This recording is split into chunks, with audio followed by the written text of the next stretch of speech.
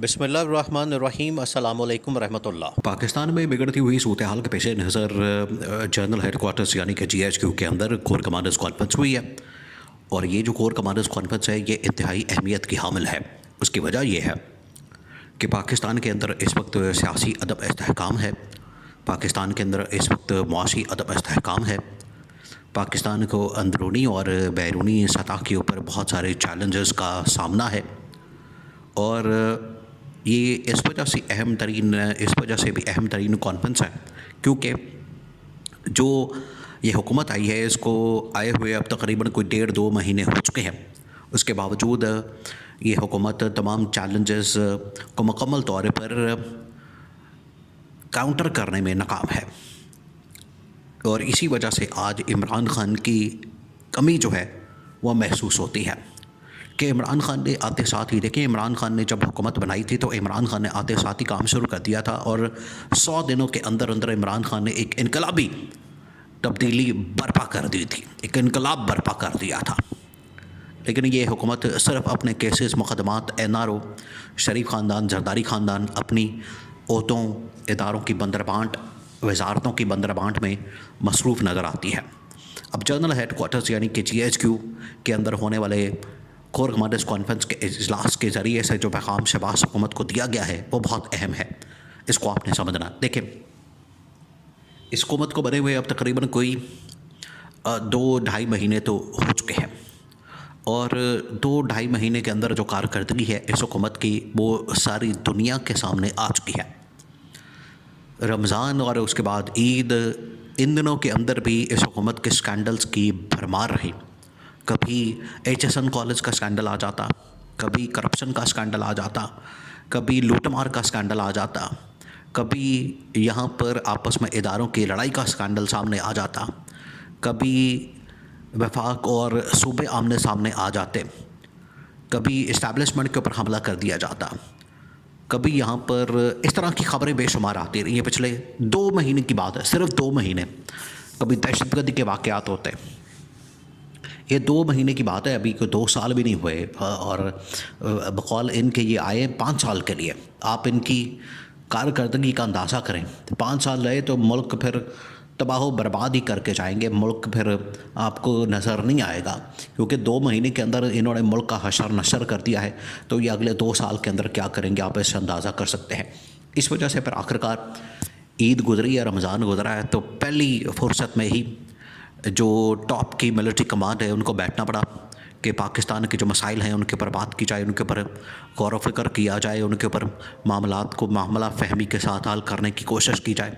क्योंकि इस हुकूमत के इस पल्ले तो कुछ है नहीं, ना कारकर्दगी है, ना परफॉर्मेंस है, ना कोई विज़न है, ना इनके पास कोई स्ट्रैटेजी है, ना हिकमत अमली है।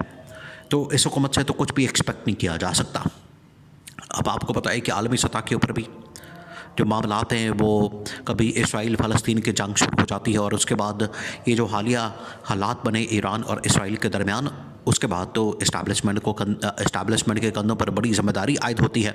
उनको तो मैदान में आना पड़ा और ये हुकूमत जो है वो इस कदर नाकाम और इस कदर नाअहल है कि उसने कोई भी मसला हल नहीं किया, उसने कोई भी इस हवाले से अपना बयान जारी नहीं किया। देखिए, एक तो मसला हल करने की बात होती है, एक मामला समझने की बात होती है। इन्होंने तो कोई बात भी नहीं की, बयान भी जारी नहीं किया। इस हद तक ये नाकामी और नाअहल तरीन हुकूमत है। अब ये जो बाकायदा तौर पर कोर कमांडर्स कॉन्फ्रेंस हुई है, इसके अंदर इस हुकूमत को बता दिया गया कि आपके बस की बात नहीं है पाकिस्तान के मामलात को कंट्रोल करना, इसको बेहतर करना, चीज़ों को चलाना, और जितना जल्दी हो सके आप अपना बोरिया बिस्तर गोल करें। और ये इनको बता दिया गया है, जिसकी वजह से अब नवाज़ शरीफ ने अपनी तलवारें, अपनी चाकू चूड़ियाँ तेज़ करनी शुरू कर दी हैं कि अब मैं भी मैदान में उतरूँगा और मैं भी आके हमला करूँगा इस्टेब्लिशमेंट के ऊपर। और नवाज़ शरीफ की जानिब से कह दिया गया है कि मैं ये जो 6 जजेस की जानिब से ख़त लिखा गया है इसके अंदर मैं फ़रीक बनूँगा, पार्टी बनूँगा और मैं बाकायदा तौर पर इसमें अपना जो पिटिशन है वो दायर करूँगा और इसके अंदर जाके मैं एक पार्टी बन जाऊँगा। इससे पहले भी नवाज़ शरीफ ने यूसुफ रज़ा गिलानी को नाअहल करवाया, डिस्क्वालीफाई करवाया, अभी वो यही चाहता है। तो ये सारा प्रेशर आया वफाक के ऊपर, शहबाज शरीफ के ऊपर कि तुम अपने भाई को समझाओ, इसने NRO लिया है, इसने अपने लूट मार केसेस वगैरह सब कुछ माफ़ करवाया है, तो अगर तो ये चाहता है कि इसके साथ मज़ीद कोई बुरा सलूक ना किया जाए, इसके मज़ीद केसेस ना खोला जाए, तो इसको समझाओ।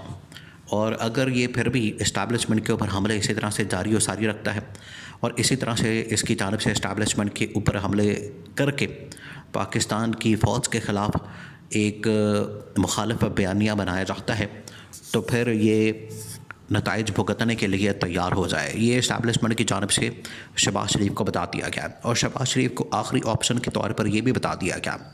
देखें, इस वक्त सऊदी अरब बराह रास्त मैदान में आ चुका है। सऊदी अरब ने इस्टेब्लिशमेंट को गारंटी दे दी है कि हम पाकिस्तान में इन्वेस्टमेंट करने को तैयार हैं।